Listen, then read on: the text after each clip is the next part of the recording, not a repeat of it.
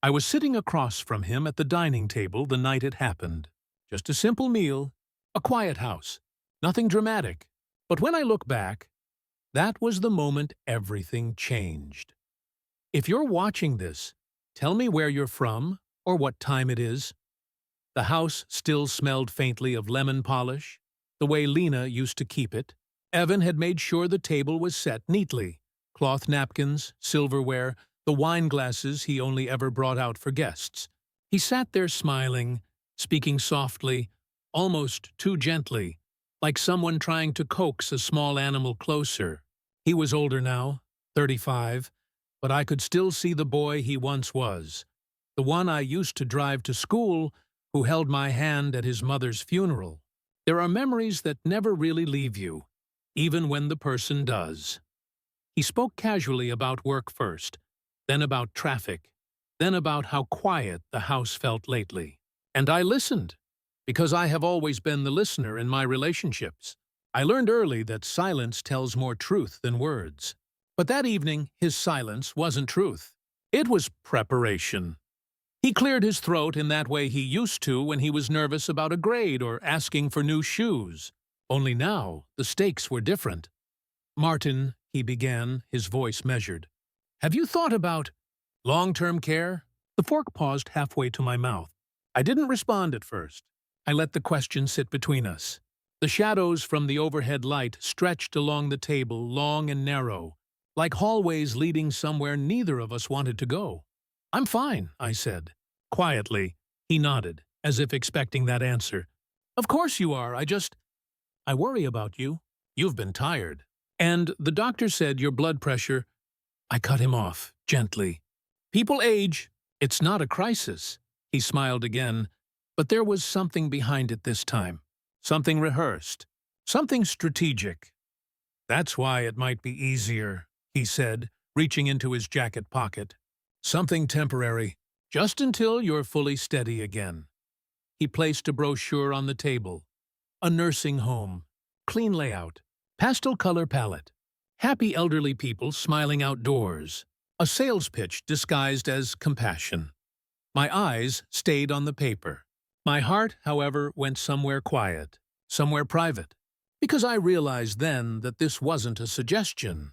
It was a plan he had already begun. The house was suddenly too large, the room too still, the air too careful. I thought about Lena, her warm laugh, the way she used to touch his shoulder when he got frustrated, her gentle voice saying, "Look after him for me." He's had enough loss. I kept my promise. I raised him with patience. I taught him how to drive, how to shave, how to apologize when he made mistakes. I had been more than a stepfather. I had been a father. But grief changes people. Sometimes it deepens love. Sometimes it reveals hunger. He leaned forward, voice soft, almost tender. "It would be easier for everyone, and safer. You won't have to worry about the house anymore. The maintenance, the stairs. I can take care of it." There it was. Not care. Control. I didn't argue. There is no use arguing with someone who has already built a future without you in it. So instead, I studied him.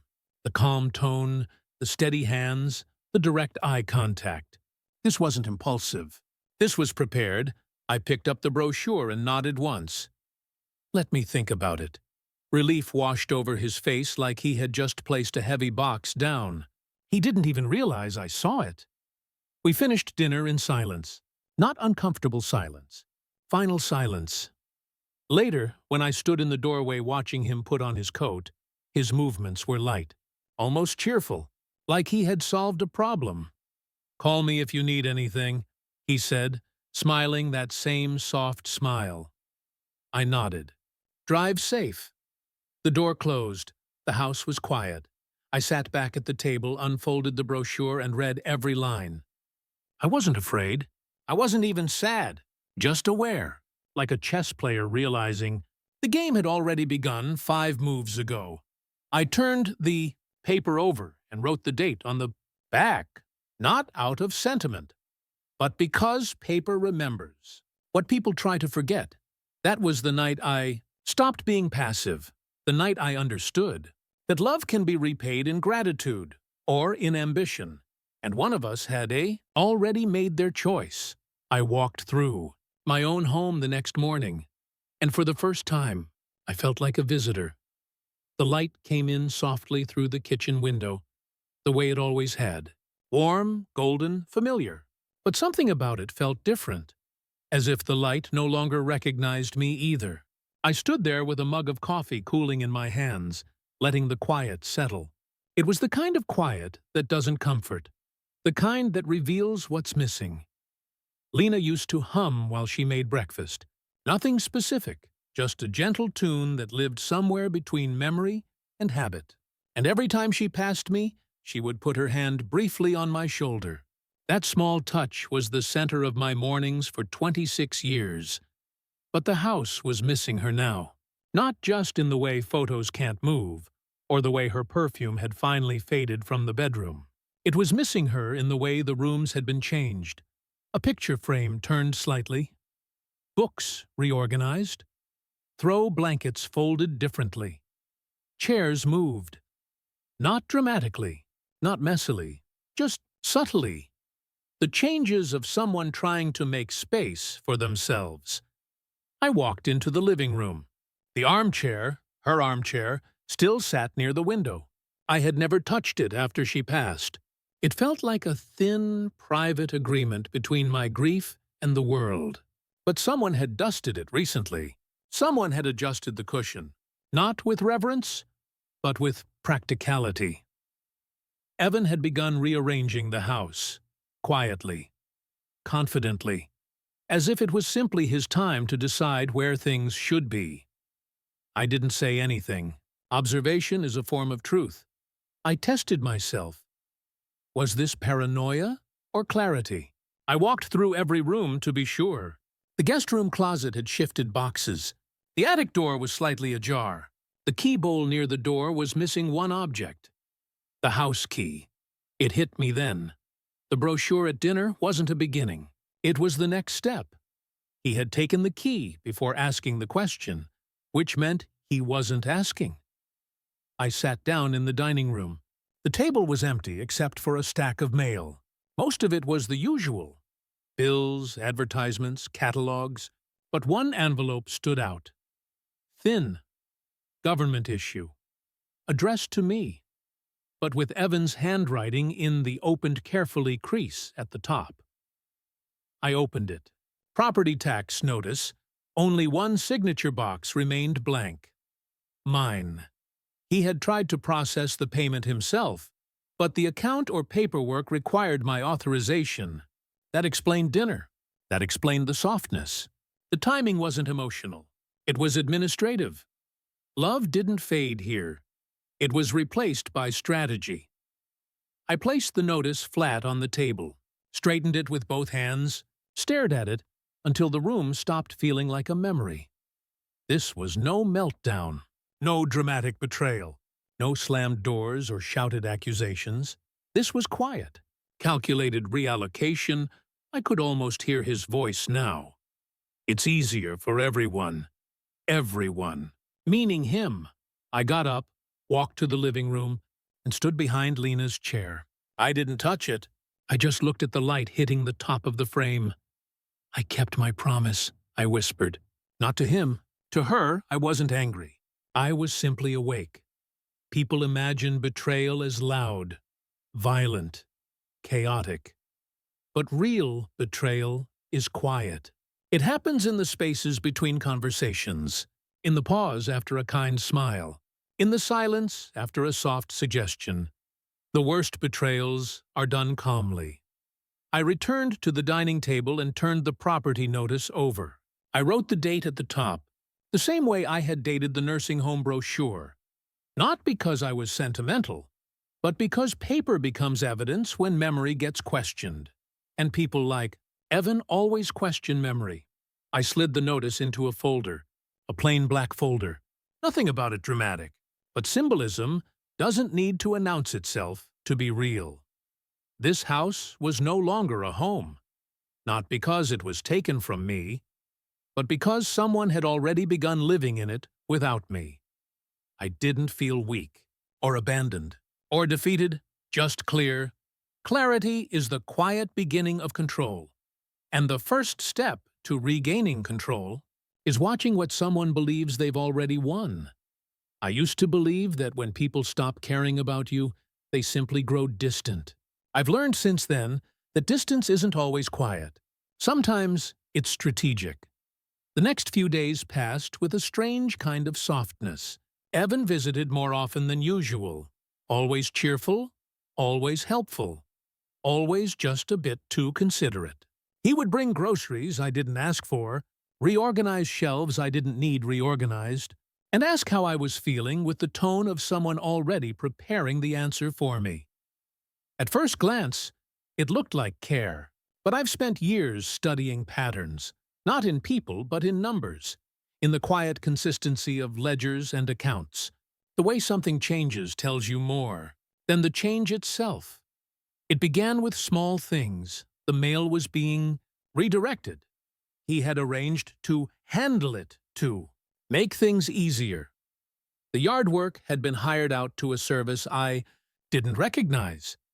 The spare bedroom, where he used to stay during holidays, now looked lived in, not messy, not temporary, established, like someone who expected to stay. One afternoon, I walked into the study, the one room in the house I always kept in exact order. It wasn't locked. It never needed to be. Trust was the lock.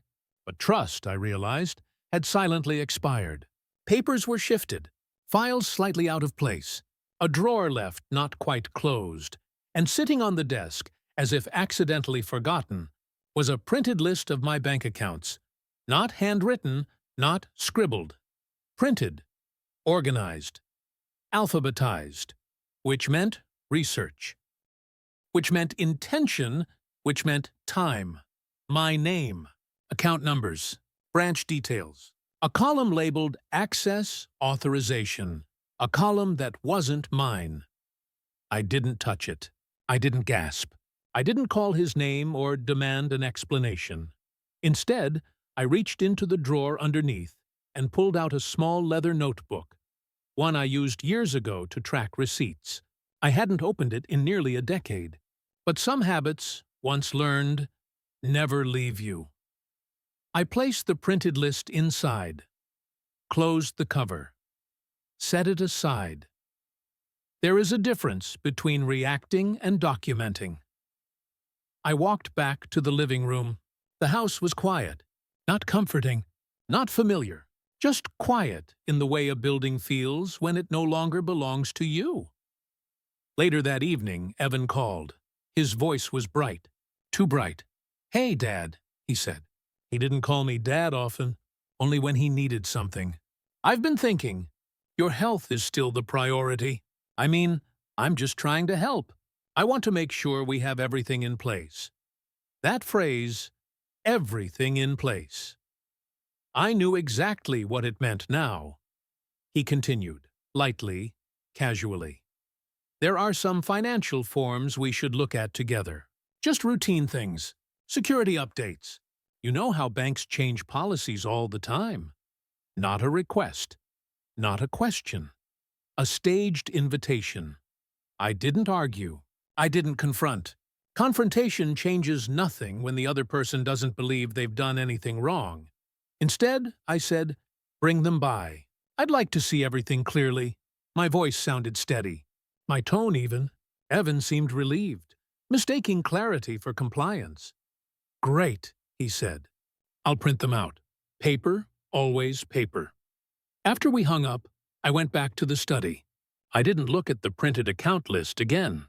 I looked at the desk itself. The wood grain Lena picked out.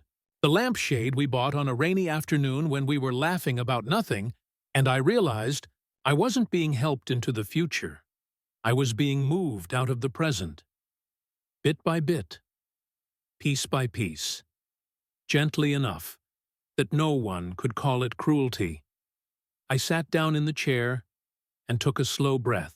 The truth settled in without panic, without fear, just a quiet acceptance. I was being removed. Not physically, not abruptly, but structurally. And once someone starts removing you structurally, they don't stop until the structure no longer includes you. I opened the notebook again and wrote a single sentence beneath the date. He thinks I won't notice. Then I closed it, not because I needed to remember, but because one day he will deny this happened, and I will have the record. Paper remembers, and I had just begun collecting.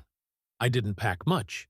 A few shirts, a framed photo of Lena, and a book I'd been meaning to finish for years. It was strange how little you can carry when someone tells you it's temporary. The drive there was quiet. Evan talked about traffic, about work, about how I'd really like it here. But his voice felt far away, like it was coming from the radio, not from the person in the driver's seat. He was animated, hopeful, almost excited. That told me everything I needed to know. This wasn't guilt. It was relief. The nursing home sat on a small hill just outside town. A brick building with soft beige paint and trimmed hedges. Too clean, too intentional.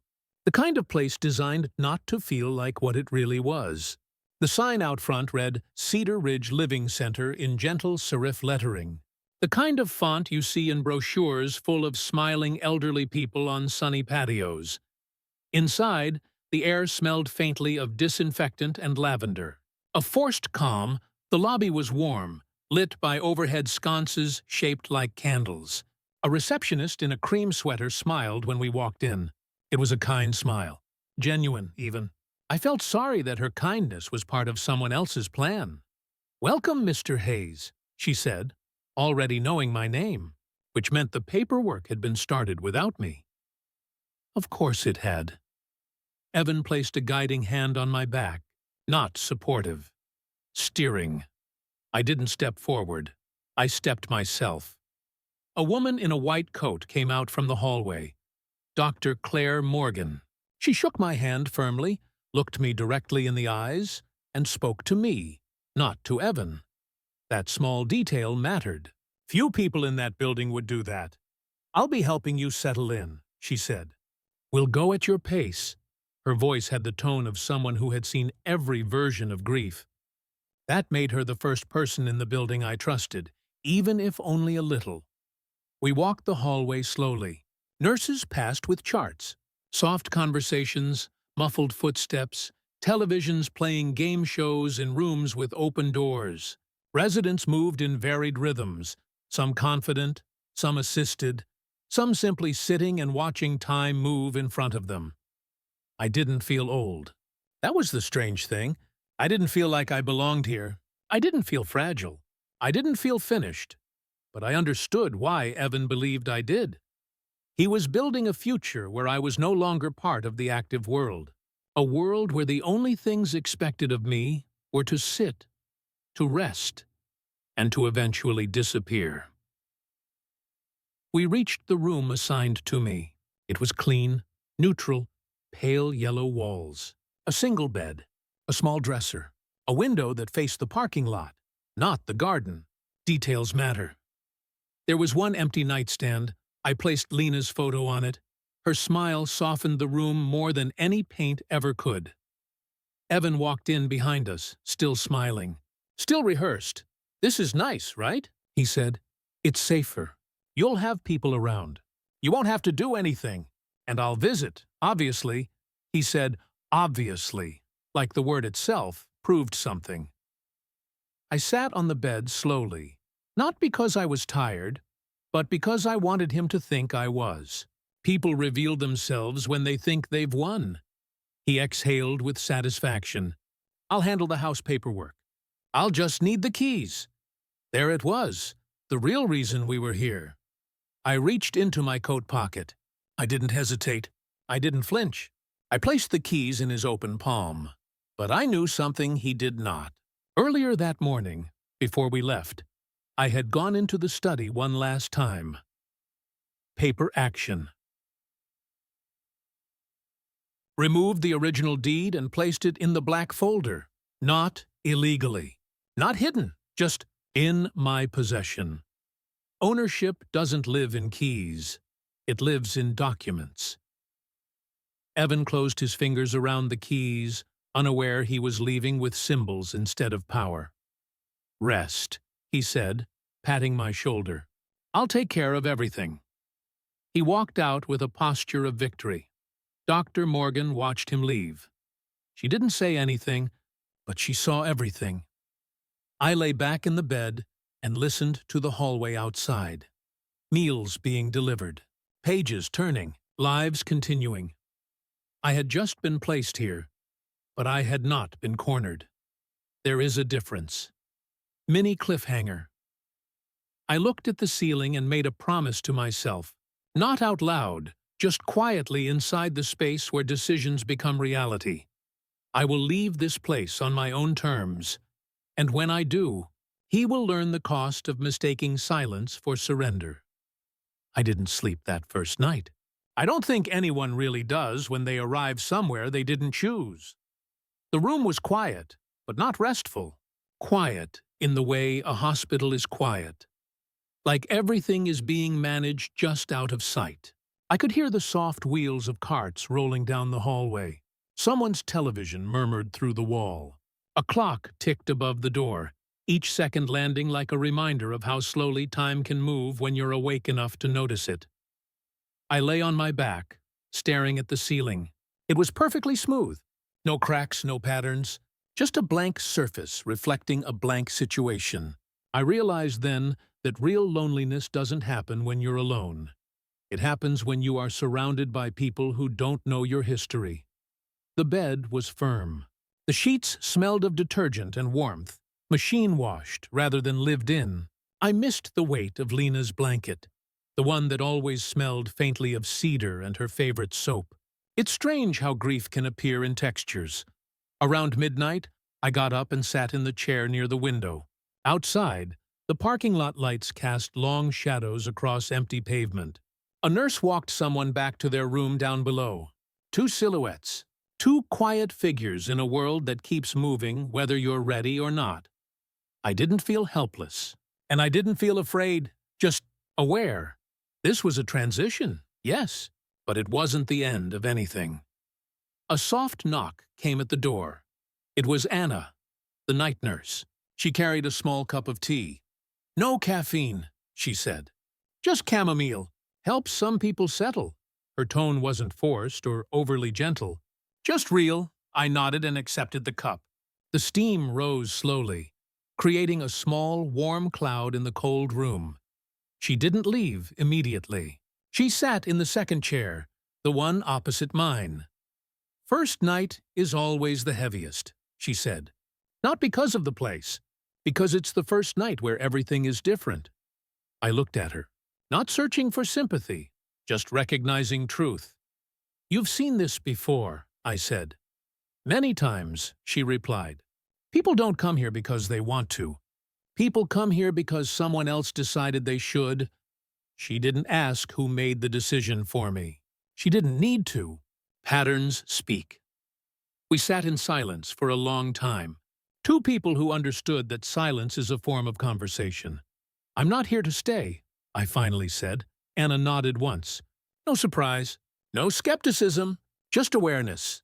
Then rest," she said, standing. "People make clearer decisions in the morning." When she left, I placed the tea on the nightstand, next to Lena's photo.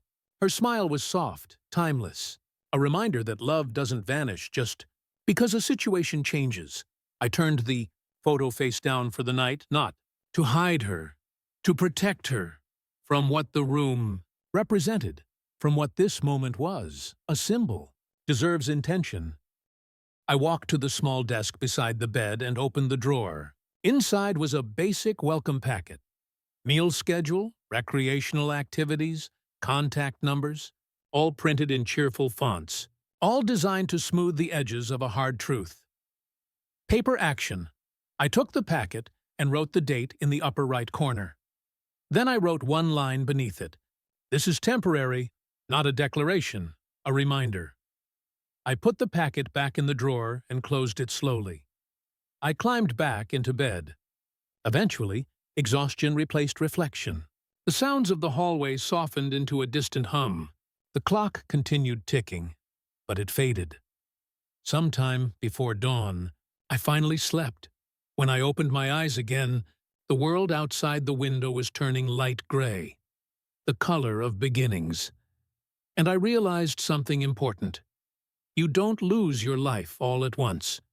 You lose it in small permissions, small silences, small agreements. You didn't understand were agreements at all. But just as life can be lost in pieces, it can be reclaimed the same way. One decision at a time. I woke before breakfast. The light outside was still soft, the kind you only see in the early hours when no one has decided what the day will be yet. The hallway outside my room was quiet, except for the faint rattle of someone's walker and the faraway ding of the elevator. I sat up, stretched my hands slowly, and took a breath like I had something to steady myself for. I didn't know why. Not yet. Breakfast was oatmeal and sliced fruit. I sat at a small round table in the common dining room. A few other residents were scattered around, one reading, one watching the morning news, one staring out the window as if waiting for someone who was late. No one here asked where anyone came from. That was the unspoken rule. People carry stories heavy enough without being reminded to unpack them in public. Halfway through my meal, the receptionist walked in holding a portable phone. "Mr. Hayes?" she said. It was the way she said it. Careful, neutral. That told me who was on the other end before I even took it. I held the phone to my ear and didn't speak first. "Hey," Evan's voice came through, bright and casual, like everything was normal. "Just checking in. How are you feeling?" There are questions people ask when they don't care about the answer. This was one of them. "I'm fine," I said. There was a pause, just long enough to mark the start of a script. "So I was looking at some things we should take care of," he began. "Just, financial housekeeping, security updates, routine stuff." That word again. Routine. Routine is what people say when they want to make something seem harmless. He kept talking, filling the silence, like someone trying to build a bridge they don't want tested. "You remember the joint account we set up when Mom was sick? It would be easier if I had online access again, just to make transfers, bill payments, things like that. So when you get a minute, text me the login, or the PIN, whichever's easier." He said it lightly, warmly if he wasn't asking for the key to my life. I didn't respond. Not because I didn't know what to say, but because silence is often the truest. "Answer," he tried again. "It's just easier if I handle it. With everything else going on, you shouldn't have to worry about it. I'm trying to help. Help. Help that requires access. Help that requires ownership. Help that arrives only when there is something to gain." The dining room around me faded. All I could hear was the steady hum of the phone line between us. "I'll think about it," I said. Not yes. Not no. Just time. Time is the one thing manipulators don't like. It interrupts momentum. It forces them to reveal urgency, and Evan revealed his without meaning to. "I really need it soon," he said. "There are a few payments pending. I can come by later and help walk you through it." Walk me through it. Like I was a child? I looked at the table in front of me. The oatmeal, the fruit, the tea, all untouched now. "No," I said quietly. "I'll call you when I'm ready." The silence on his end stretched thin. "Right," he said finally. "Sure, whenever works. Just don't wait too long, okay?" He hung up before I could respond. I sat there for a long moment, the phone still in my hand. Not shocked, not hurt, just confirmed. This wasn't about care. It was about access. Paper action. Pulled a small notepad from the dining room supply shelf, the kind they use for meal orders, and wrote a sentence. Asked for account login and pin.date. Time. Exact. Wording. Then I folded the paper and put it in the black folder. Inside my room. I wasn't collecting memories. Anymore, I was collecting evidence. A nurse stopped by the table and asked if I needed anything. I shook my head, but something in me had shifted. It wasn't anger. It wasn't sadness. It was a line drawn, clean and quiet. I finished my tea, slowly, and I knew what came next. I needed to speak to a lawyer. Not later. Not eventually. Soon. Because nothing in this situation was routine, and I was done being moved. I didn't call him out of anger. Anger clouds decisions. I called him because clarity is a kind of leverage. It was mid-morning when I asked the front desk for access to the facility phone. The receptionist didn't question it. She simply handed it to me and turned slightly away, giving me privacy. I appreciated that. There are small dignities that matter when larger ones have been taken without your consent. I scrolled through my contacts slowly, passing names I hadn't seen in years. Some belonged to people who weren't alive anymore. Some belonged to people who were alive but gone all the same. I stopped when I reached Samuel Reed. Samuel wasn't just any attorney. He handled Lena's estate when she passed. He was the one who helped create the joint account in the first place, to make paying her medical expenses simpler. He sat with us at our kitchen table. He brought soup the day after the funeral. He understood grief without narrating it. He also understood paperwork better than anyone I'd ever met. I dialed his number. He answered on the second ring. "Martin, I was wondering when I'd hear from you." No surprise, no hesitation, just recognition. "Are you able to come by Cedar Ridge?" I asked. "I'll be there in an hour." He didn't ask why. That was the benefit of someone who listens to tone more than words. When he arrived, he wasn't carrying a briefcase. Just a leather folder under his arm and a calm expression. His presence didn't shift the room. It grounded it. We walked to the courtyard, a small square of grass, surrounded by 3 benches, and a maple tree that hadn't fully lost its leaves yet.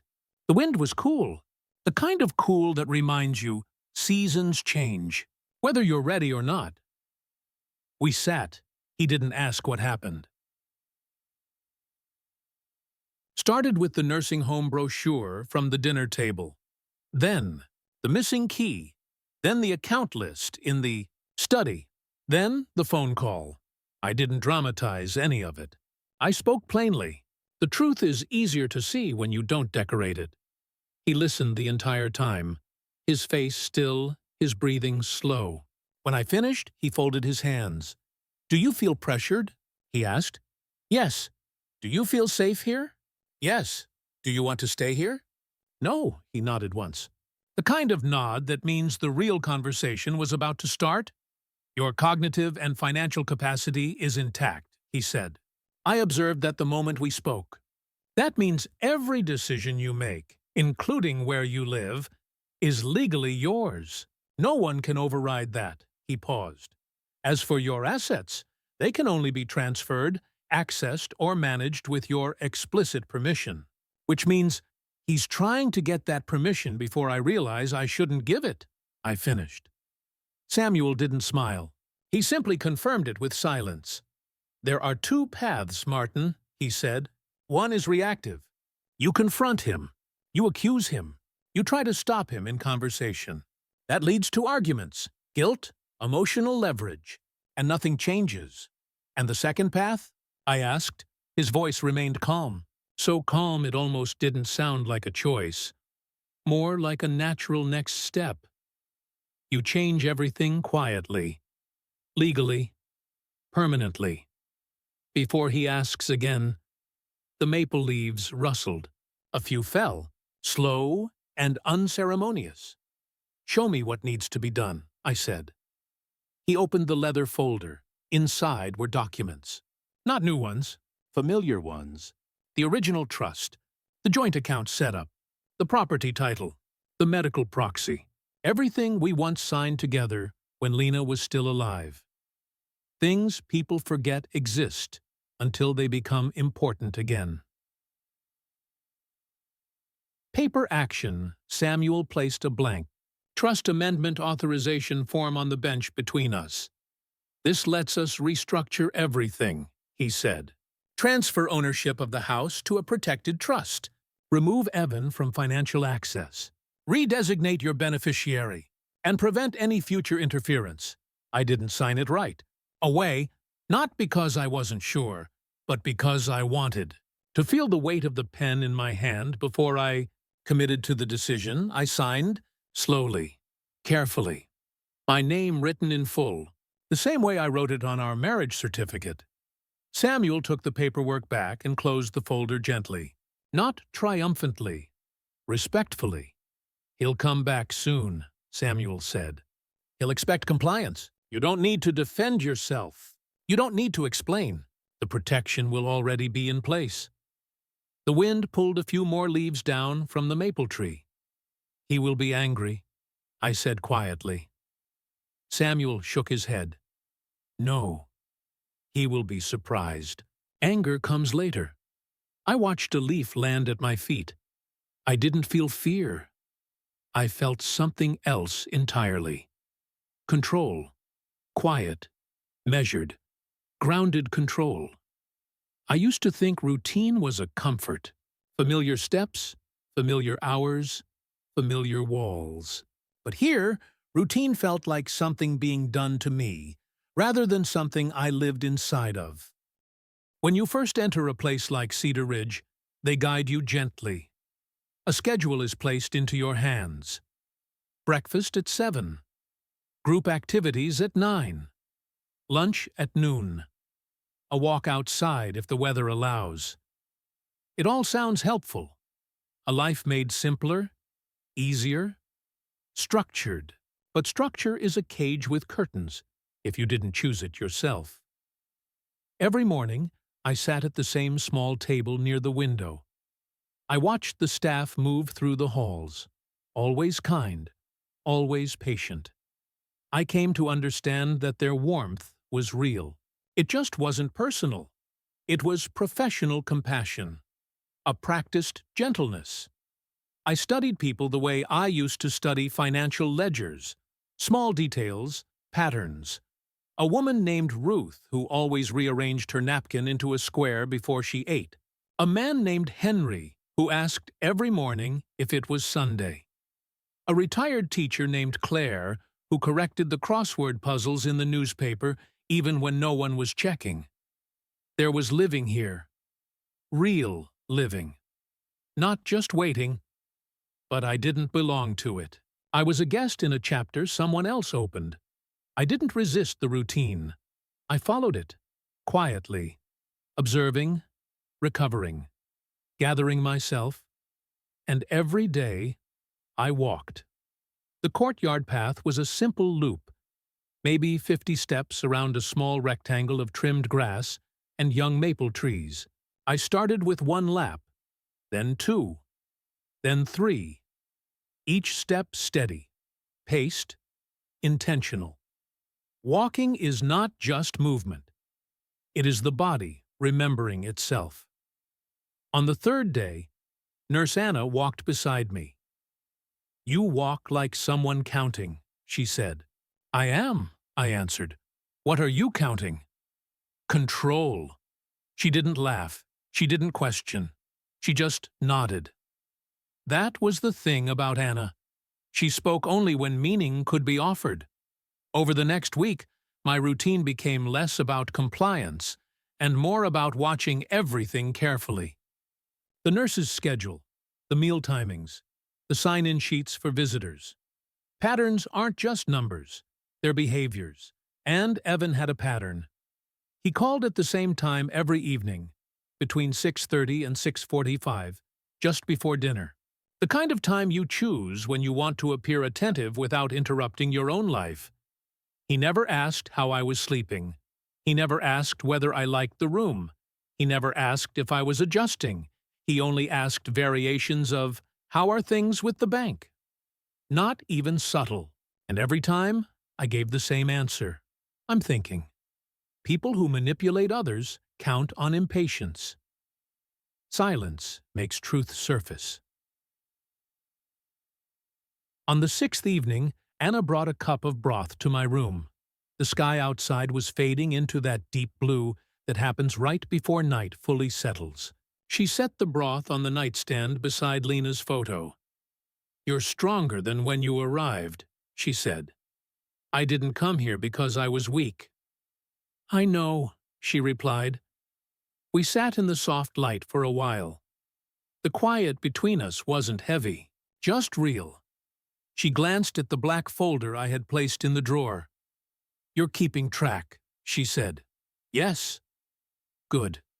She didn't ask what was inside. She didn't need to.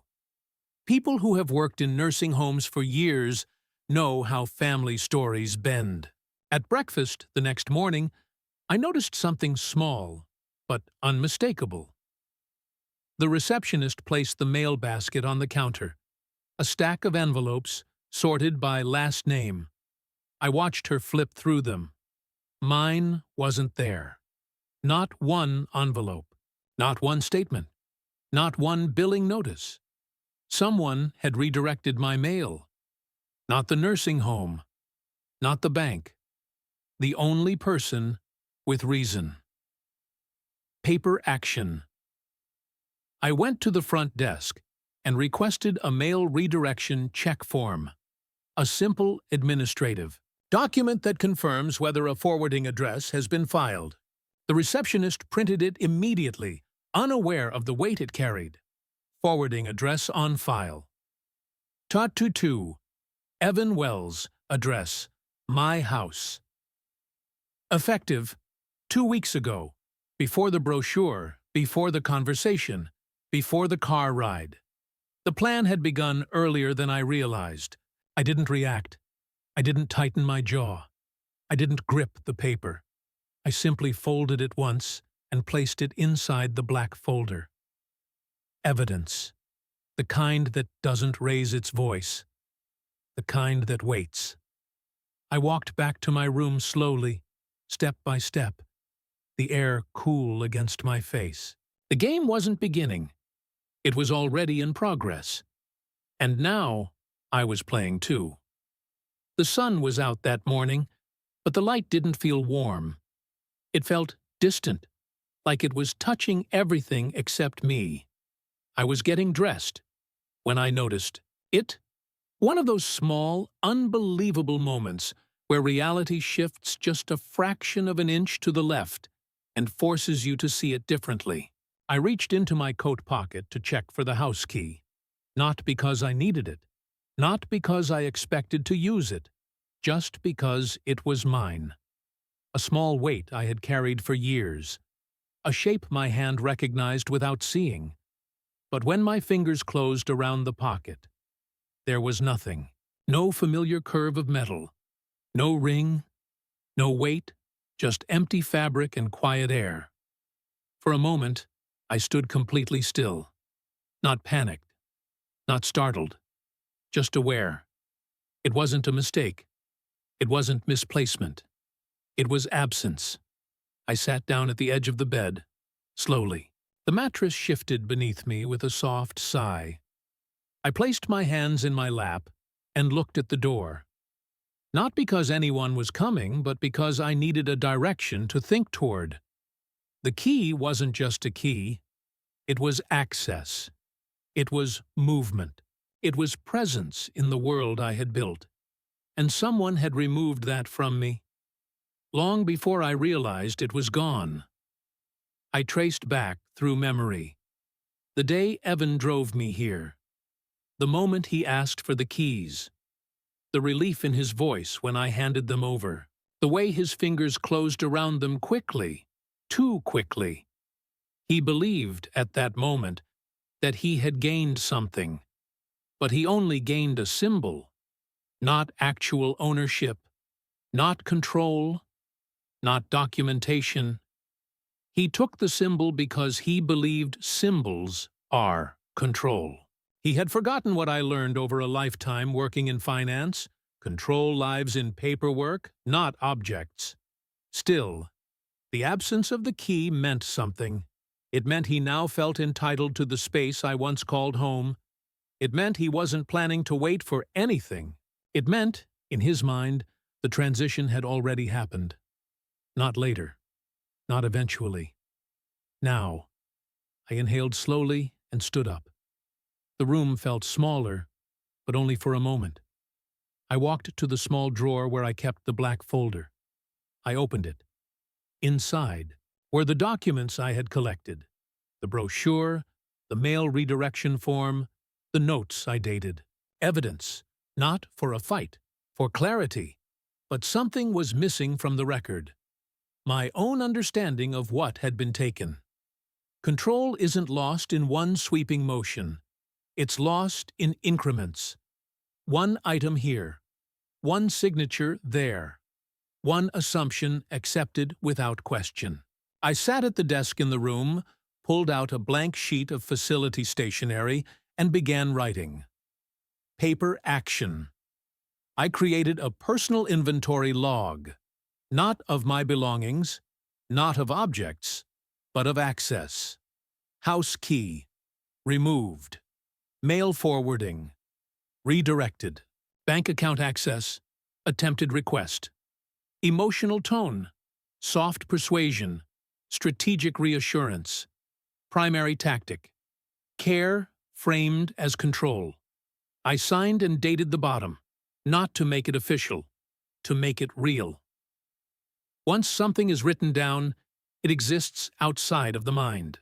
It becomes something that can be pointed to, understood, defended, remembered. I placed the log in the black folder and closed it. The room no longer felt smaller. It felt defined. When I stepped into the hallway, the world resumed. Nurses talking quietly, a wheelchair squeaking gently, someone laughing softly at a joke I hadn't heard. Life continued, unaffected by the tectonic shift in my personal world. But I had not lost anything today. I had confirmed something. People assume control is taken suddenly, like a door slammed shut. But control is eroded gradually. One assumption at a time. One surrender disguised as cooperation. The key didn't matter. The key was the signal. It told me where I stood, not behind, not beneath, but before. He believed I was already gone. He believed the house was already his. He believed the story had already chosen its ending. And that belief, that premature certainty, would be the fault line everything else cracks along. I returned to the courtyard and walked my laps again. 1, 2, 3. The leaves on the maple tree were beginning to turn the faintest shade of gold. Seasons were changing. So was I. People think the hardest part of being placed somewhere new is the environment. The walls, the routines, the unfamiliar faces. But that's not it. The hardest part is realizing who sees you, and who only sees a role you're supposed to play. By the second week, I could tell who was here because life pushed them, who was here because they chose it, and who was here because someone else made a decision for them. It's not something people say. It's something in their posture, their gaze, the way their hands hold a cup of tea. People who feel placed hold themselves smaller, like they're trying not to take up space that used to belong to them. But Anna was different. She saw people the way they were, not the roles they'd been reduced to. It was late afternoon. The light came through the windows warm and low, the color of honey. Some residents were napping in their chairs. Others watched a game show with half-interest, not because they cared who won, but because the host's voice was a familiar rhythm. I was sitting at the table with my black notebook open in front of me. I wasn't writing anything. I was just holding the pen, thinking. Anna walked over and sat down without asking. The chair didn't scrape. She lowered herself gently, the way someone sits near a fragile thought. "You're waiting," she said. I didn't ask how she knew. There are people who notice things because they're trained to. And there are people who notice because they've lived close to pain long enough to recognize its temperature. Yes, I said. Waiting for what? For him to reveal what he thinks I haven't seen yet. She didn't react with surprise. She didn't respond with sympathy. She simply nodded. There it was, the truth spoken plainly. I didn't need validation. But sometimes, having another person name the situation gives it shape. I'm not here by choice, I said. No, she agreed. But you're not staying. It wasn't a question, not prediction, recognition.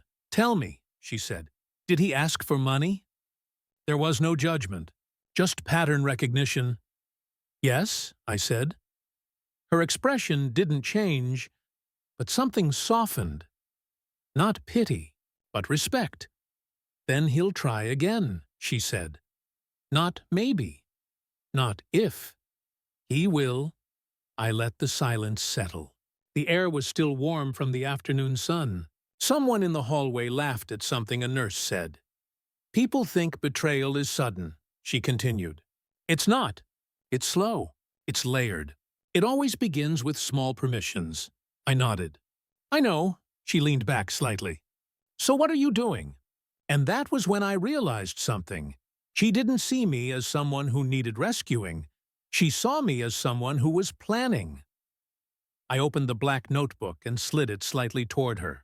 Inside were notes, dates, phone call phrases, change patterns, tone shifts, a record of intention. I'm documenting, I said. She exhaled, not tired, not sad, relieved. Good, she said. People will challenge memory. They don't challenge paper action. She reached into her pocket and handed me a small hospital form. Request for financial record copies. The kind families rarely ask for because they don't know it exists. If you want bank statements sent here instead of forwarded, she said, sign this. We'll have copies delivered directly to your room. I took the form. A simple sheet. Understated. Powerful. I signed my name. She witnessed it silently. Legally enough to matter. She stood to leave.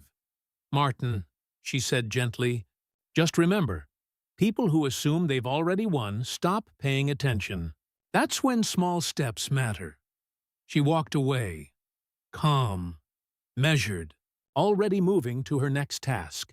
I stayed there for a long moment.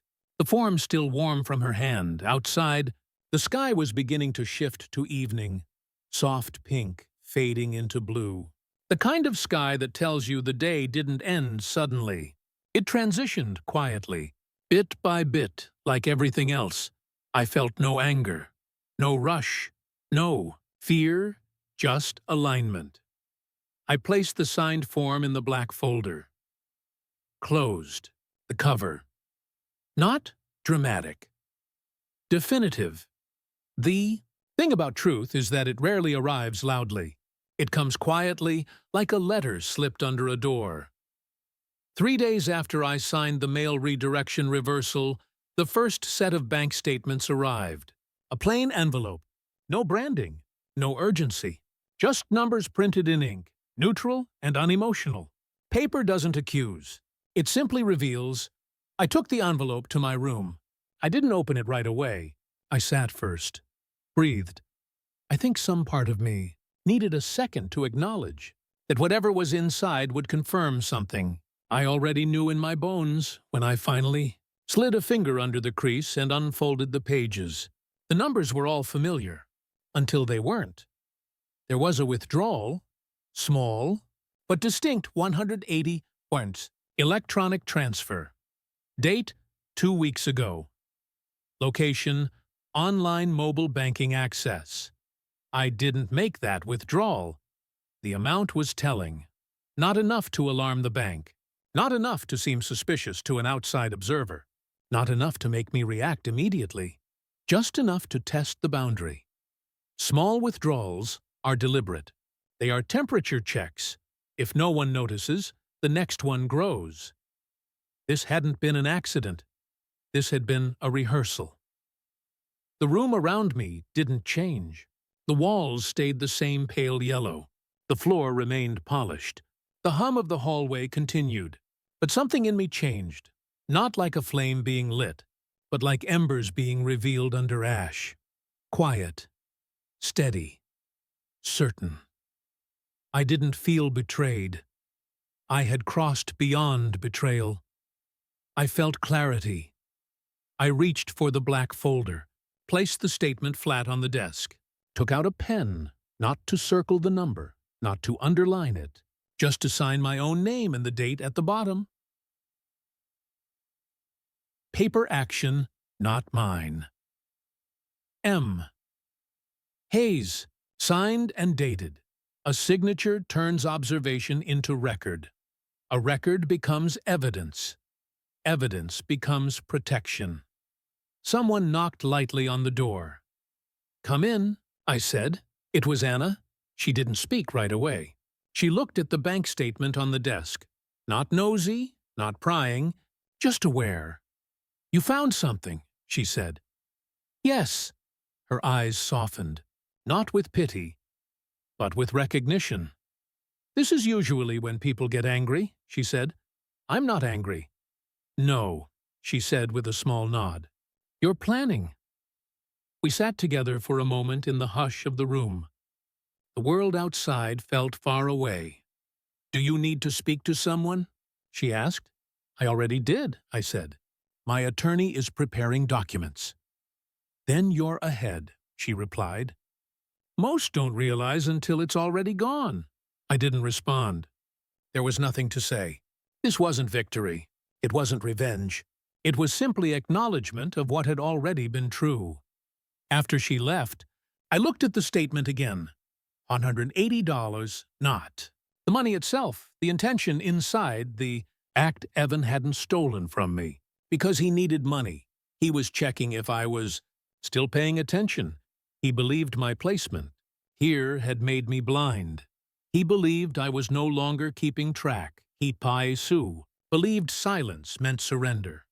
He forgot who raised him. I placed the statement in the black folder, alongside the mail form, the call notes, the brochure, the personal inventory log. Nothing dramatic, just alignment. Later that evening, the phone rang again. Right on schedule, 6:37 p.m. "Hey, Dad," Evan said, bright, cheerful. "How are things?" I let him talk. I let him fill the silence. I let him pretend this was care. Then, when he paused for breath, I said, "There was a withdrawal on the account." Silence. Not long. Just one beat too long. "Oh, yeah," he said, tone shifting to practiced innocence. "It was just to cover a bill. I meant to tell you. Nothing major. I'll handle everything. Don't worry about it." The words were smooth, but the truth inside them was jagged. "I'm not worried," I said, and I meant it. "Good," he replied.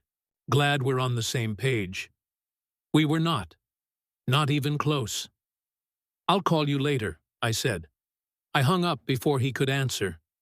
I sat back, exhaled slowly. The maple tree outside my window swayed gently in the evening light. The world moved on. Calm, unbothered.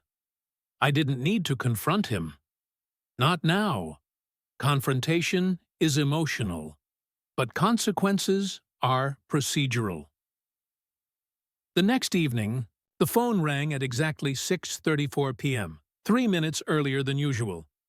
A small shift, but important. People reveal themselves in the seconds they don't think matter.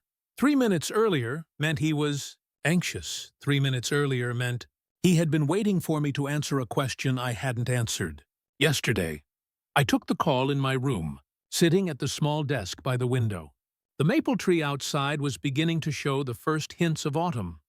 Edges of the leaves turning amber, though the centers stayed green. Change begins slowly. So slowly most people don't see it until it's full. "Hey, Dad," Evan's voice came through, warm and practiced. Too warm, like he was trying to melt something rather than express anything real. "How was your day?" "It was fine," I said. And it was. Nothing extraordinary. Nothing miserable. Just steady. He spoke a little faster than usual.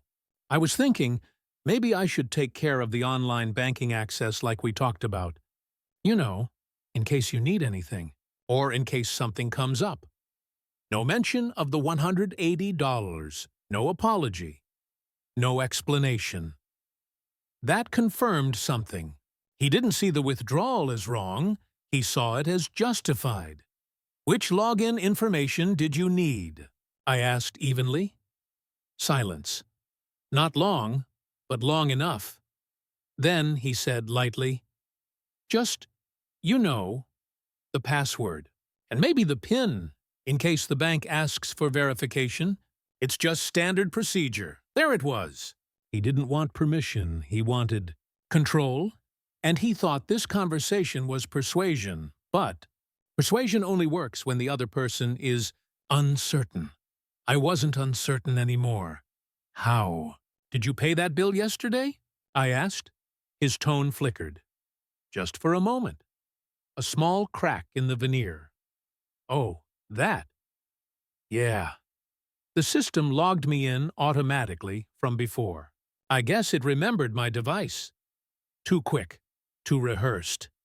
He didn't expect the numbers to be checked. He didn't expect the mail to arrive. He didn't expect the silence to be intentional. I see, I said. Again, silence on the line. This one longer. He tried again. Softer. Slower. The voice of someone trying to reclaim control. I'm only trying to help you. You know that. Don't you? There are questions that aren't questions. This was one of them. He wanted reassurance. He wanted confirmation that I was still playing the role he had assigned me. Passive, grateful, declining, and I let him think he had it. I know, I said. The relief in his sigh was unmistakable, almost audible. People reveal their truest emotions when they believe they have already won. Good, he said, almost cheerful again. Then just send me the login when you're ready. I imagined him smiling, not out of kindness, out of certainty. Of course, I said. I'll handle it soon. We ended the call politely. No confrontation, no raised voice, no accusation. People remember. Confrontations, they defend against them, but they do not defend against silence. After the call, I didn't pace. I didn't stew.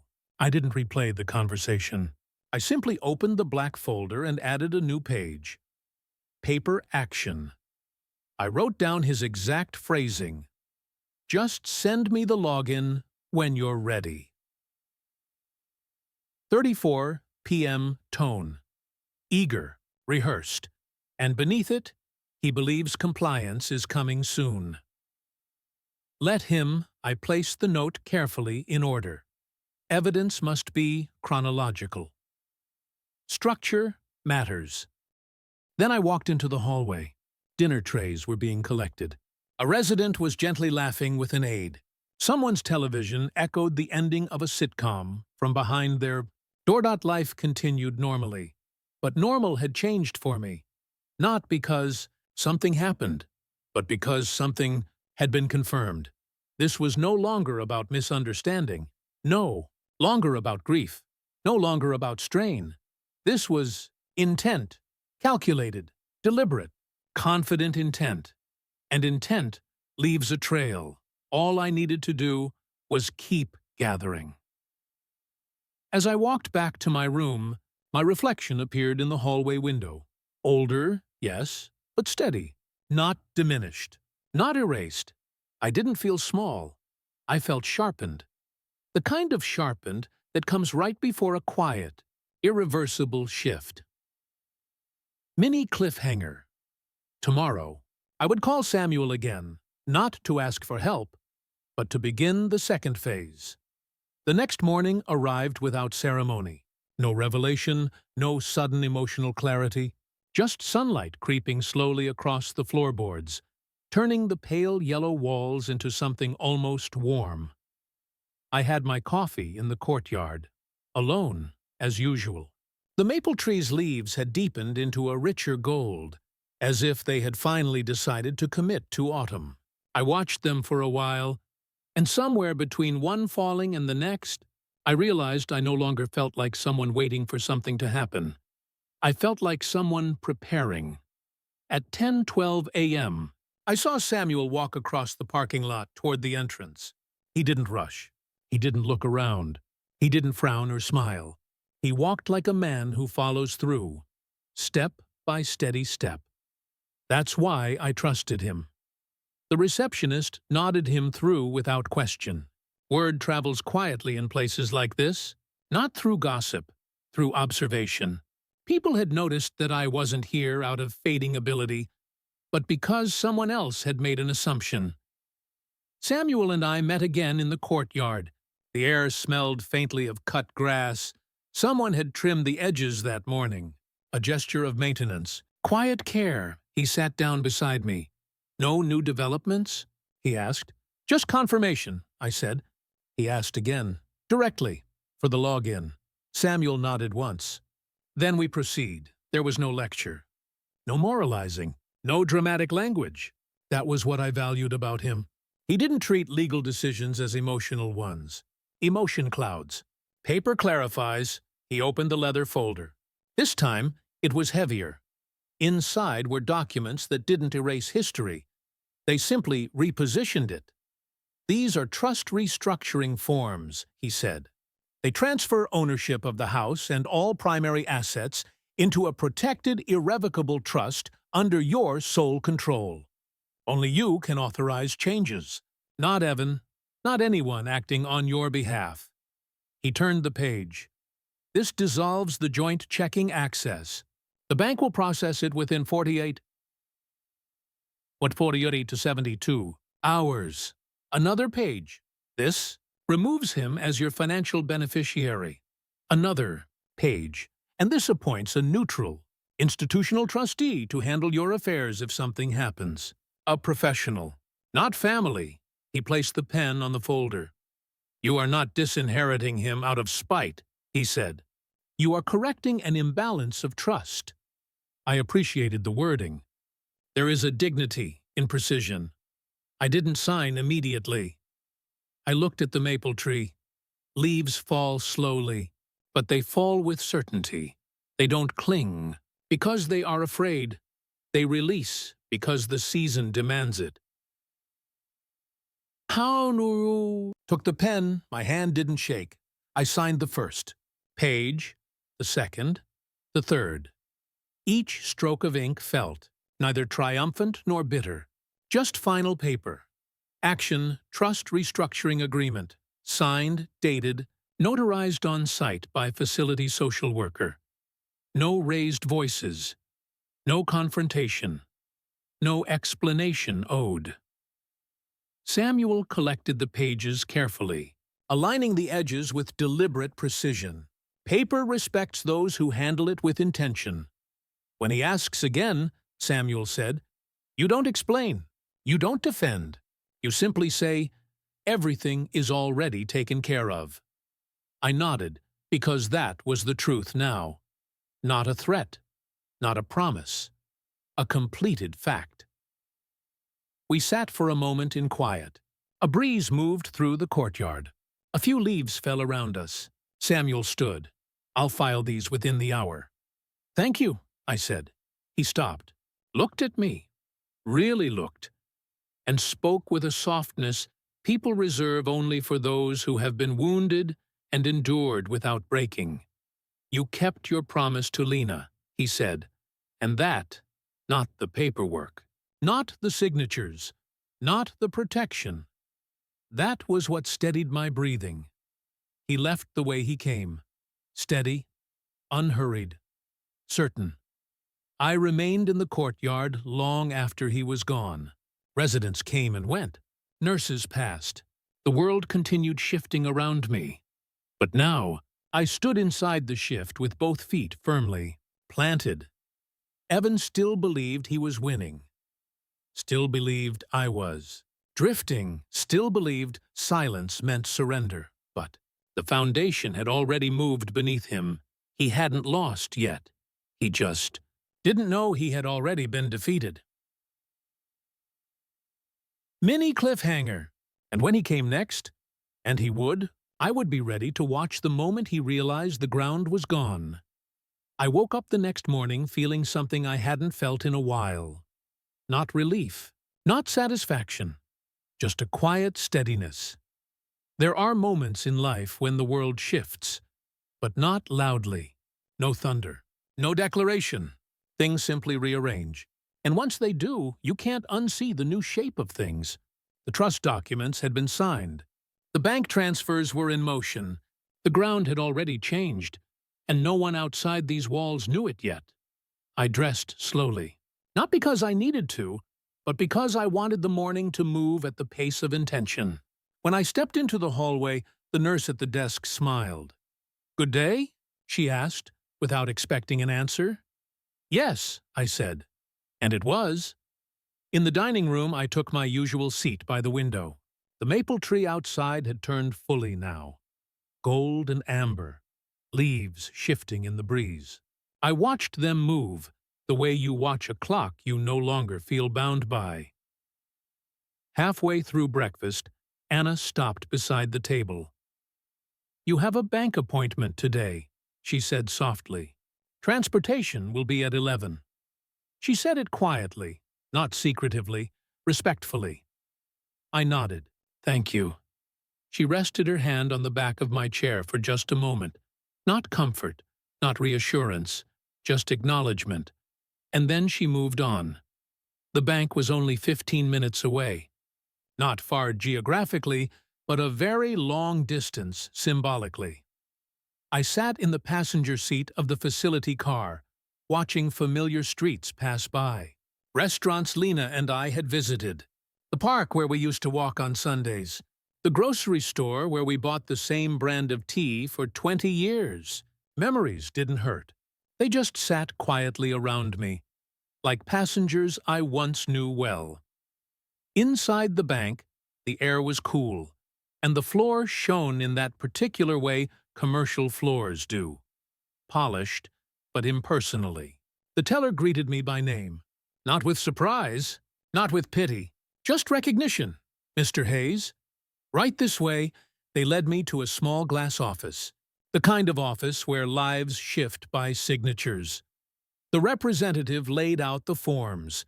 Joint account removal, request beneficiary update, confirmation online, access transfer, reversal security, authentication, reset each one clear, procedural, neutral, no emotion printed anywhere. She handed me a pen. I held it for a moment, feeling the weight. "Take your time," she said. But I didn't need time. I had already made every decision before I walked through that door. I signed. My name, written with a steady hand. One form, then the next, and the next, and the final one. Paper action.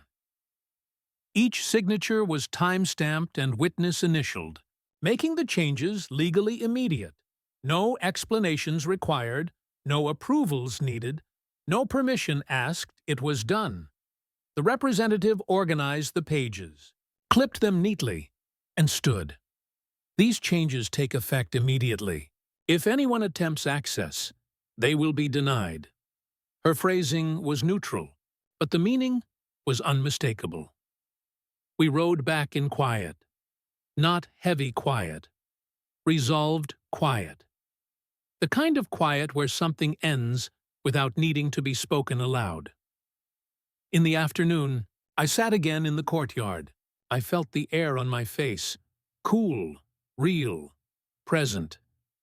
The maple tree rustled overhead. A soft applause only nature knows how to give. And then, at 6:38 p.m., later than usual this time, my phone rang. The shift in timing told me everything before I answered. He had tried to access the account. He had discovered the door was locked. I answered the call. His voice wasn't bright this time. It was tight, controlled. The voice of someone holding back something sharp. "Dad, we need to talk." No greeting, no warmth, no performance. Just the moment where confidence meets a closed door. I didn't respond right away. I let the air hold the truth between us. "What happened to the account?" he asked. Not confused, not curious. Cornered. I kept my voice. Steady, calm, even. Everything's already taken care of. Silence. Not the polite kind. The kind that has weight. The kind where someone realizes the game is not only over, it ended before they started playing. "We'll talk tomorrow," he said. He hung up before I could reply. But that was fine, because tomorrow wasn't mine to worry about. It was his. Mini cliffhanger. The season had turned. He just hadn't felt the cold yet. He arrived in the late afternoon, just when the sun was lowering enough to cast long shadows across the courtyard. The sky wasn't dramatic, no heavy clouds, no sharp light, just an ordinary day. But I had learned that the most significant moments don't announce themselves. They arrive quietly, like someone knocking politely before changing your life. I saw him through the hallway window before he reached my room. He was smiling. Not a warm smile, not the kind that reaches the eyes. It was a maintained expression, something he put on deliberately, like a suit or a watch. A performance meant to convey stability. When he walked in, he didn't pause at the doorway. He came straight to me, arms wide, as if we had shared some recent, meaningful emotional conversation instead of a careful silence and controlled distance.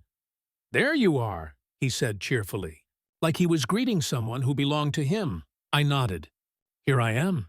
He sat in the chair across from my bed, leaning forward, elbows on his knees, hands clasped, the posture of someone who believes they are about to guide the conversation. "You seem good," he said. "Stronger. That's great." He was speaking too fast. His smile was too tight. The muscles in his jaw were working harder than they should. People only smile like that when they are trying to hide urgency. "How have things been with the bank?" he asked casually. Too casually.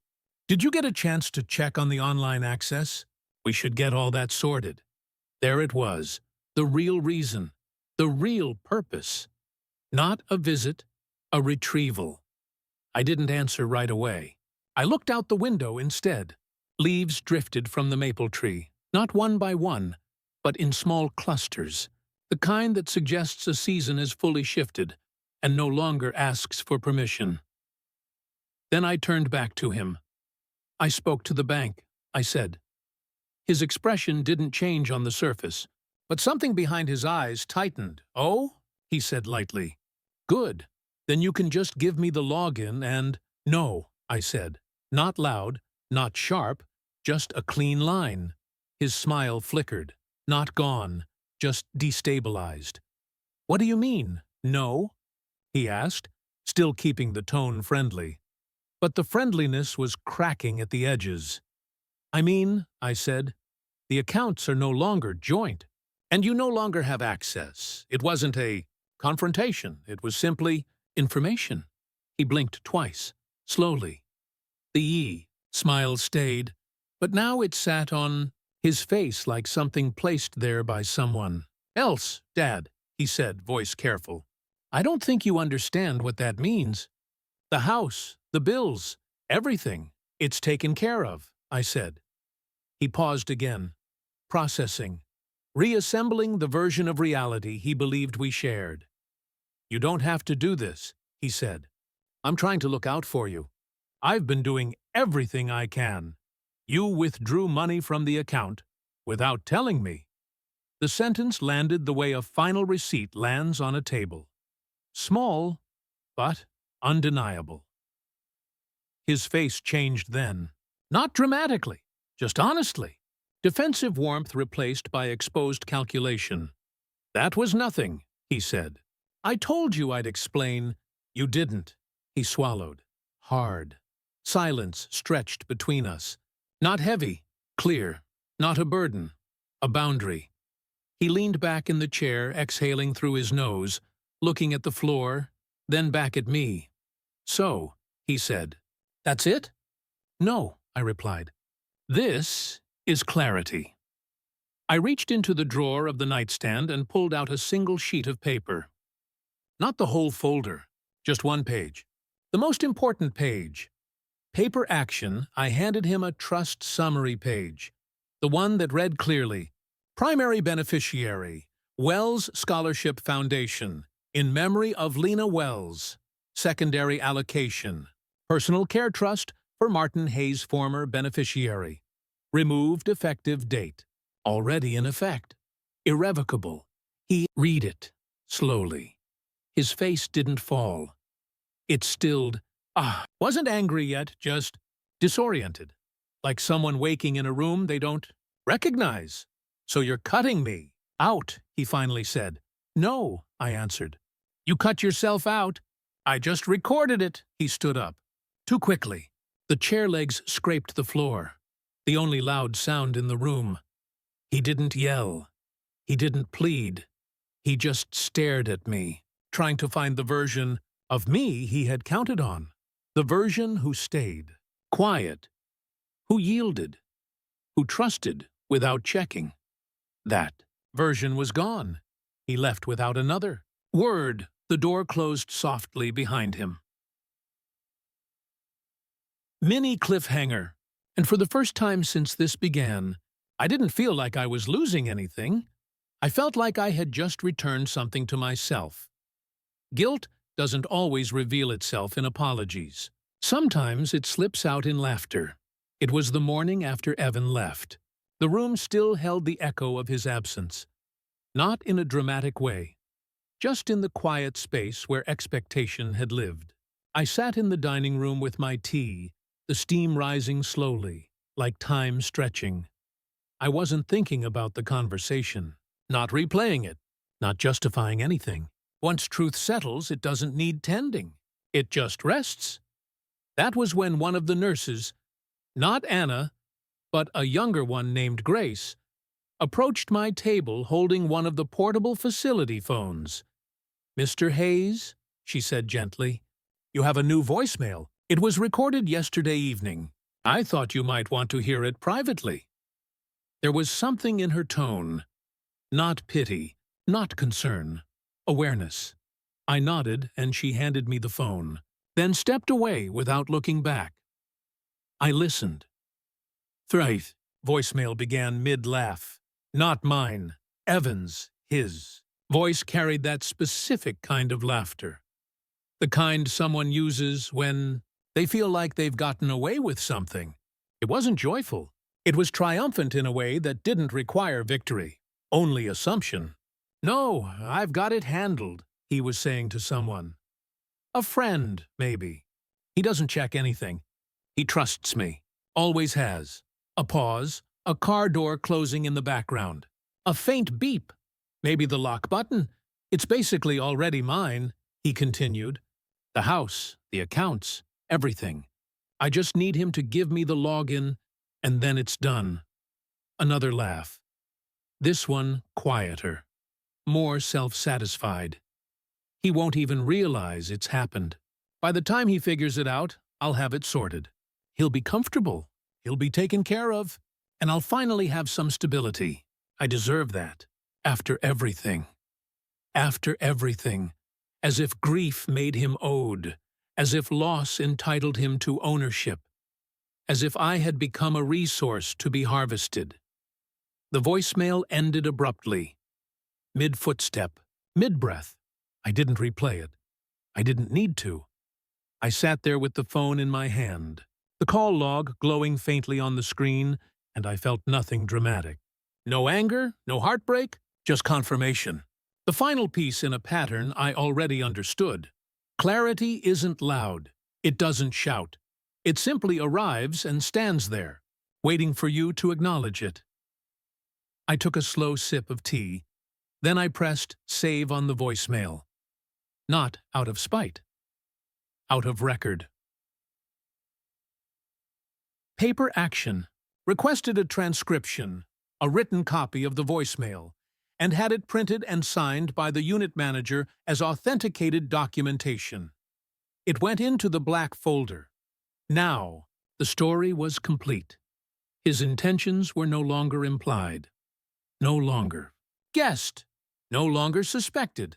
They were spoken in his own voice, voluntarily. Kind of evidence that makes accusations unnecessary. Later that day, Anna found me in the courtyard. The air was cool, and leaves drifted across the grass, gathering near the bench legs like small, quiet endings. "You heard it?" she said. It wasn't a question. "I did," I replied. "And I'm relieved," I said. She blinked, not confused, but recognizing a very specific kind of truth. "Yes," she said. "Sometimes clarity hurts at first, but later it frees." We sat in silence. Nothing needed to be said. Evan had believed the story was already written. He had mistaken memory for power. He had mistaken proximity for ownership. He had mistaken silence for surrender. He hadn't realized that while he was building his strategy, I was building a record, and records don't argue. Records simply prove. I looked up at the maple tree. One leaf fell, then another, a season changing, one quiet moment at a time. When I went to my room that evening, I didn't close the door fully. I let the hallway light spill in, a reminder that the world was still open. That transition was not confinement. I sat on the edge of the bed and breathed. Not to calm myself, but because breathing felt spacious. The defeat wasn't mine. It wasn't even his. Yet, it was simply inevitable. Mini cliffhanger. Because soon he would return, not to ask, not to persuade, but to demand. And that was the moment the truth would reveal itself fully. I would be ready. He didn't knock. He didn't call ahead. He didn't even slow down before entering the room. He walked in like someone who believed the world still belonged to him. The door swung open hard enough to hit the stopper. His footsteps weren't loud, but they were decisive, determined, the sound of someone who came not to speak, but to take. He stood just inside the doorway. No smile this time, no performance, no gentle tone. "Why would you do this?" he asked. Not, "What happened?" Not, "Help me understand." Just accusation. I didn't stand. I didn't need to. Control doesn't require height. "I protected what I built," I said. "That house was supposed to be mine." His voice cracked, not with sadness, but with disbelief. Like a child discovering rules apply to him too. "It was never yours," I replied. "Not by right, not by effort, not by gratitude." He took a step closer. His hands closed into fists, then opened again, uncertain. Not violent, just unprepared for a world that didn't revolve around him. "I took care of Mom," he said. "I stayed, I helped, I did everything."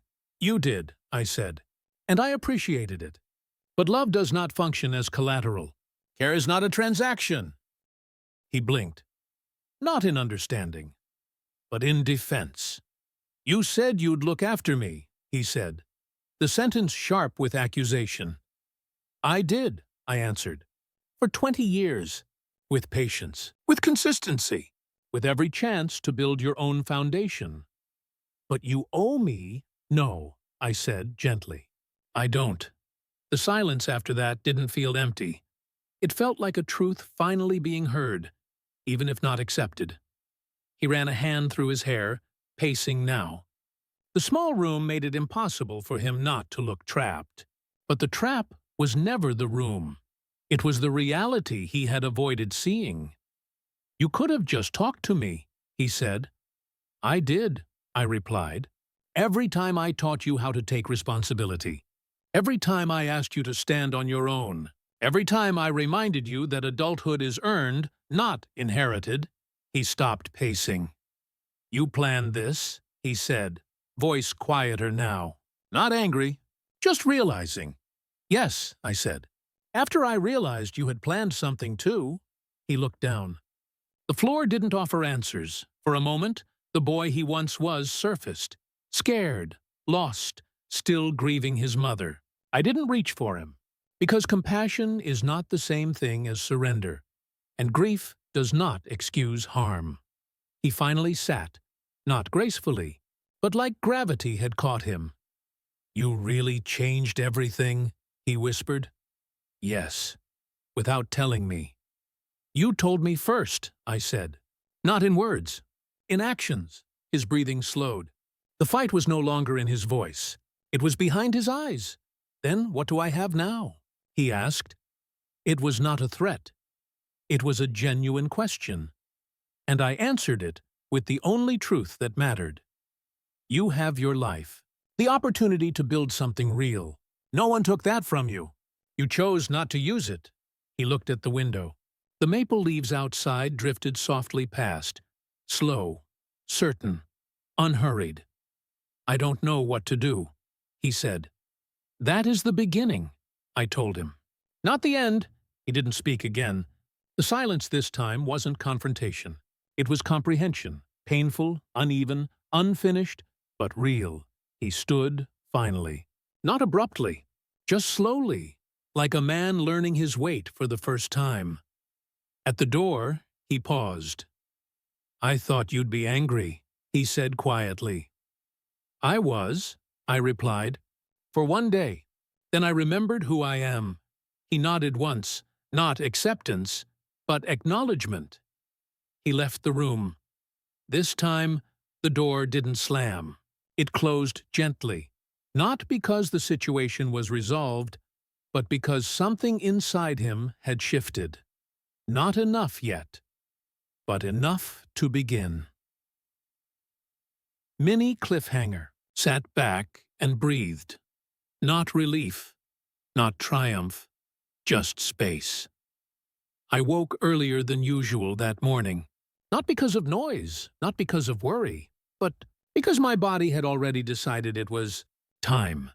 The air felt different, cool, crisp, like the kind of morning where something ends without fanfare and something else begins without announcement. I sat up slowly, feeling the steadiness in my limbs. It had returned gradually, day by day, with each walk around the courtyard. Not dramatic progress, quiet, consistent. That kind of progress stays. I stood, not holding on to the nightstand, not bracing myself, just standing. I walked to the window. The maple tree outside was nearly bare now, its leaves resting at its base like a warm amber blanket. A season changed fully, without asking anyone's permission. Breakfast was the same as always. Oatmeal, fruit, tea. I sat in my usual seat, but today, the world around me didn't feel like something I was passing through. It felt like something I was stepping out of. Anna walked in a few minutes later. She didn't smile immediately. She looked at me, really looked, and nodded. "You're ready?" she said. It wasn't a question. It was recognition. "Yes," I said. She sat down for a moment. "No rush. Just presence. I'll handle the discharge paperwork," she said. "It won't take long." I appreciated how she phrased it. Handle, not start. She understood that the decision had already been made long before this morning. This wasn't escape. It was return. As she left, I looked around the room. The other residents, the television murmuring softly, the window light spreading across the floor. Life continuing. It always does, but my place was no longer here. By mid-morning, everything was in motion. Not hurried, not forced, just moving the way things move when there are no obstacles left. Anna came back with a clipboard. "These are standard discharge forms," she said. "Medical status review, departure waiver, release of care records, paper action." I signed each one. Slow, steady strokes, the same handwriting that had signed the trust document, she countersigned as witness. That was it. No ceremony, no farewell. Speech, just a signature and a shared understanding. We walked toward my room so I could gather the few things I had brought, a couple of shirts, a book I still hadn't finished, and Lena's framed photograph. I held the picture carefully, not with sorrow, but with certainty. Her smile felt less like memory and more like presence. Then came the hallway, the long one, the one I arrived through, the one I didn't walk on my own before. But today, I did. Step, step, step. The floor was smooth beneath my feet. My balance was steady. Not perfect, but mine. Residents and staff watched without staring. Some nodded. Some smiled. Some simply continued what they were doing. That was the grace of this place. No one made endings theatrical. In the reflection of a hallway window, I saw myself walking, not assisted, not guided, not placed, choosing. The door at the end of the hall opened automatically as I approached. A small hiss of air, a soft mechanical welcome. Outside, the sun was warm. The air smelled of leaves and the faint echo of wood smoke from distant houses. Life happening, not waiting. Anna stood beside me, hands folded in front of her. She didn't speak yet. "You were never trapped here," she said finally. "I know. You just needed time." "Yes," she exhaled. Not sadly, just honestly.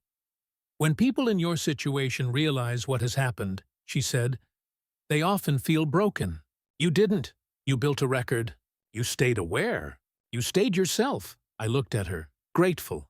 "Thank you," I said. "For what?" she asked, truly unaware. "For seeing me." Her expression softened. Not emotional, just real. "That's the part of the job that matters," she said quietly. "We didn't hug. We didn't need to. Some goodbyes are complete without touch." I walked toward the gate. The breeze lifted a few leaves across the sidewalk, carrying them away to wherever seasons send their endings. I paused for one moment, not to look back, but to breathe the world in. I had arrived here as someone being moved. I was leaving as someone who had moved himself. Mini cliffhanger, and ahead of me, waiting just beyond the parking lot, was the house I no longer needed, and the closure I was ready to make. I didn't know how I would feel walking up the driveway again. I expected something sharp, grief, anger, nostalgia. But what I felt was a kind of stillness, like stepping into a room after a storm has already passed. The house stood exactly as it always had. The white paint, the brick steps, the small garden bed Lena planted years ago. Nothing dramatic had changed. Time had touched it softly, gently even, but it was no longer mine in the way it once had been. I unlocked the door with the spare key Samuel had retrieved from the title office. The key turned smoothly. The house did not resist. It opened the same way it always had, as though I belonged there.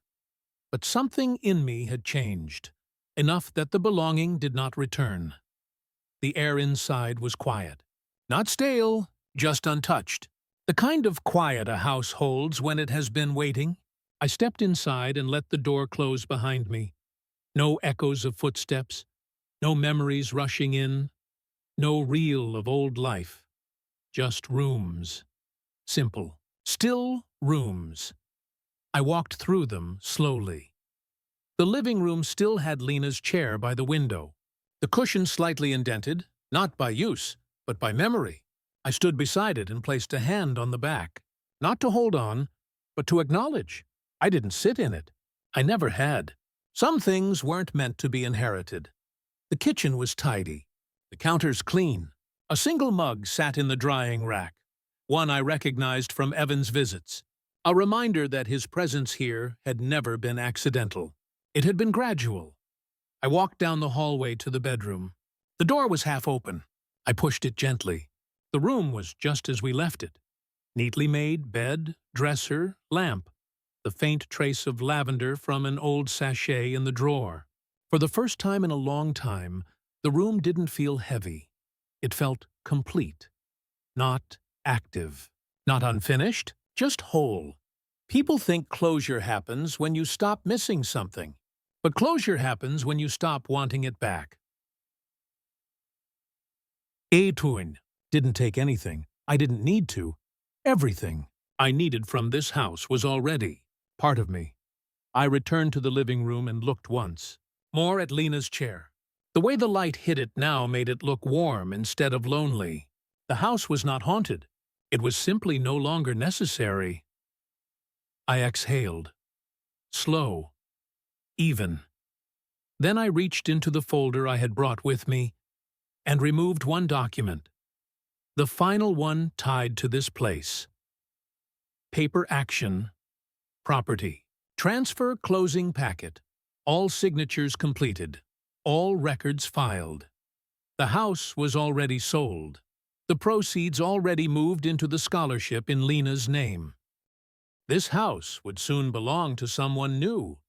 Someone who would fill it with their own laughter, arguments, quiet mornings, and unfinished grocery lists. That is the only afterlife a home ever really has. I placed the closing packet on the kitchen counter, where Lena used to leave notes for me, grocery lists, reminders to call the electrician, handwritten love in everyday ink. For a moment, I let myself remember her voice. Not in sadness, just memory, clear, soft, present. Take care of him, she had once said to me, long before illness, long before grief. He's been through enough. I had, but another years, patiently, fully, and care does not mean surrendering yourself.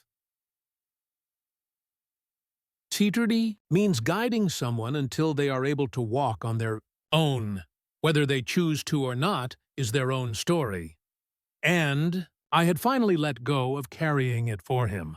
I walked to the front door.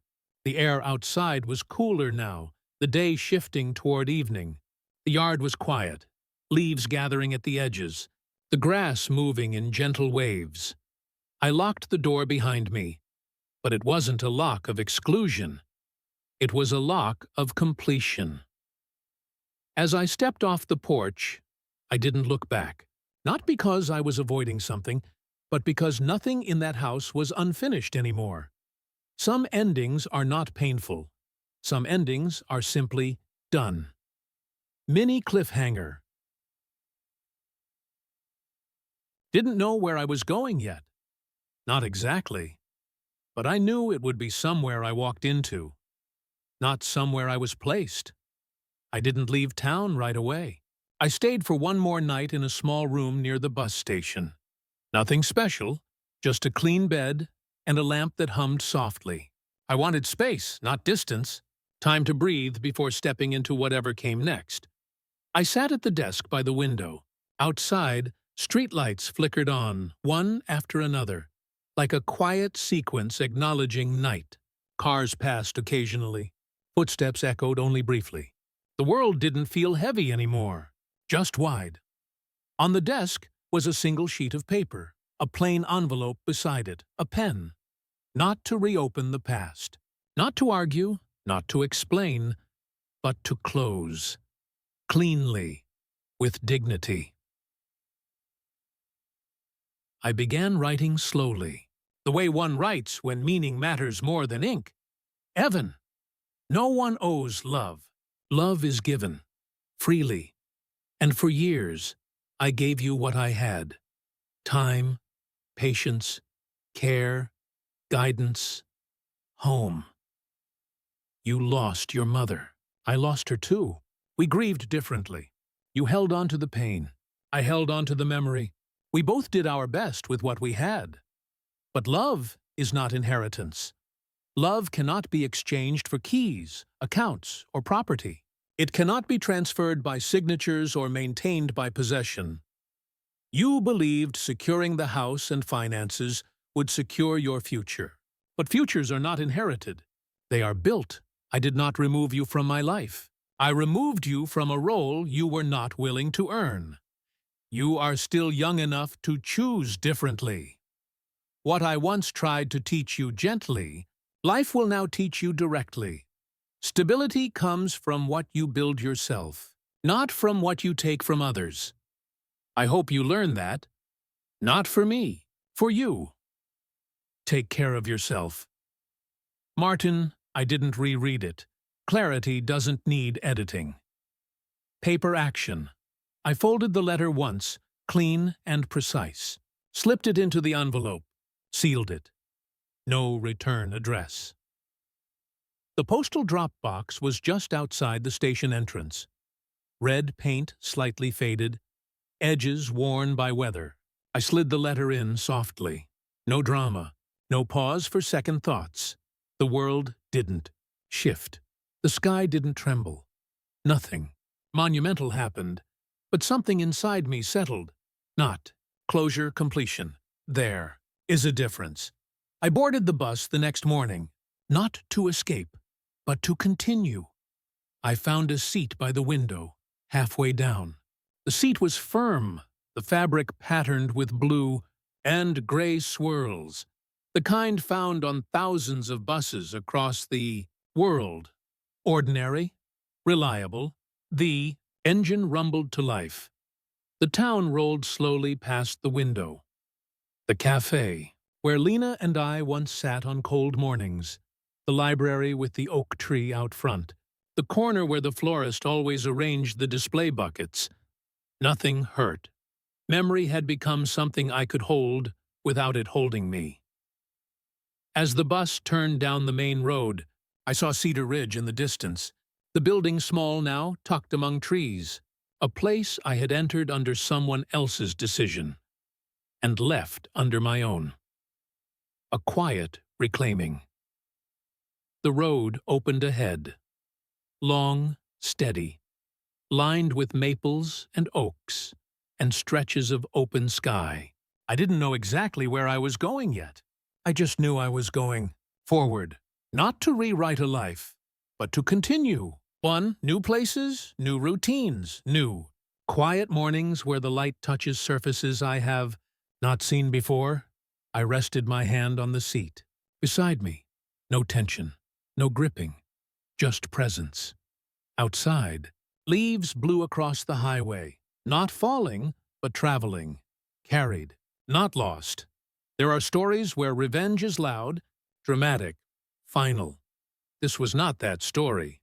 This was a story about how paper outlasts performance, how intentions reveal themselves in the spaces between words, how silence is not surrender, how walking away can be the strongest form of staying true, and how love, the real kind, cannot be taken from someone who understands what it actually is. As the bus carried me forward, I closed my eyes and breathed, not to forget, but to begin again.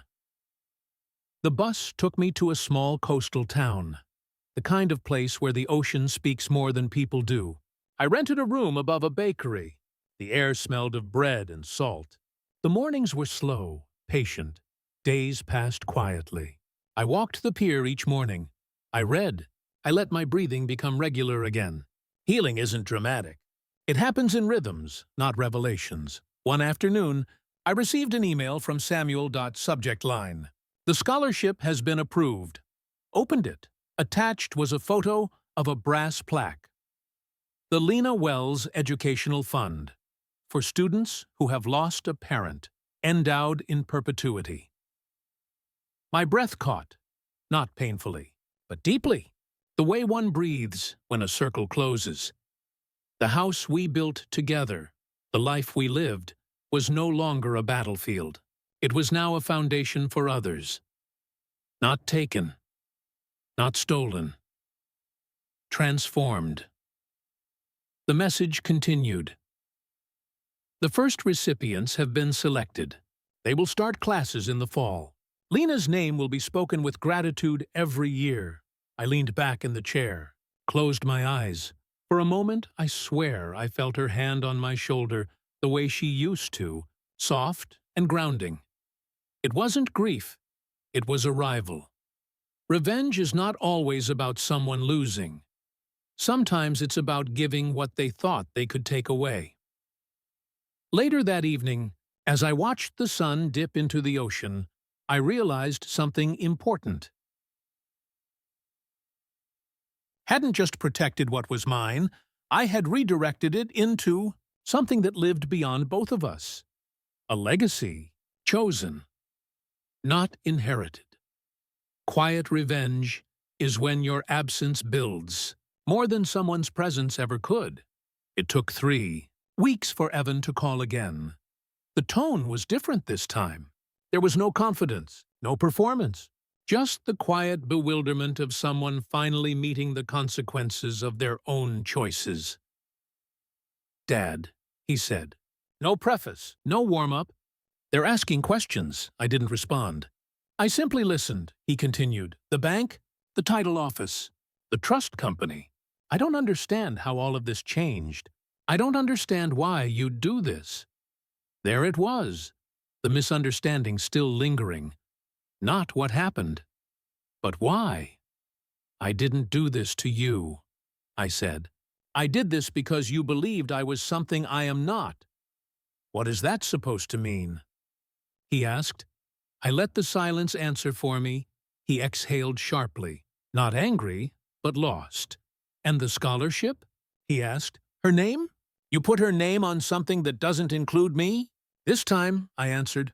"No, I put her name somewhere it could grow." He didn't speak, not because he was thinking, because this was the first time he realized love can move forward without him. "We could fix this," he said, but there was no conviction in it, just habit. "We could meet, talk, maybe change things back."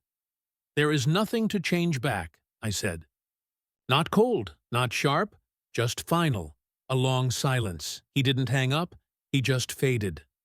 "Okay," he finally whispered. "Not surrender. Recognition." He ended the call.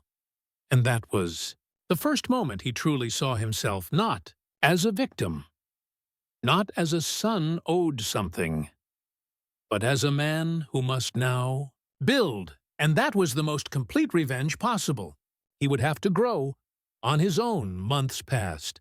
Not heavy, not empty, just life, lived quietly. I woke early, walked the shoreline, read in the afternoons, cooked simple meals, laughed sometimes, small laughs at small things, the most honest kind. One morning, I stepped off the bus back into my old town, not to visit the house, not to confront anyone, but to attend the scholarship ceremony. The auditorium was filled with families, young students holding acceptance letters, parents holding hope. They hadn't been certain they'd see again. A young woman stepped to the stage, nervous, brave. She read from a card. This scholarship was created in memory of a woman who believed love doesn't end. It transforms, and it continues when we help others stand. I felt my chest tighten, not in pain, in recognition. After the ceremony, as people filtered out, I felt someone watching me. Evan stood near the back row, not approaching, just standing. He didn't try to speak. He didn't demand. He didn't accuse. He walked toward me slowly. When he reached me, he didn't open his mouth. He simply nodded. A small, quiet nod, not forgiveness, not apology, but understanding. Finally, I returned the nod. And then we both walked, outside, not together, but not apart.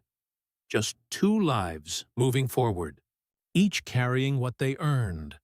The wind moved through the trees, green again, not autumn anymore. A new season, a new story, and none of it required a raised voice. The revenge was never about making him hurt. It was about making him see. And now he did. End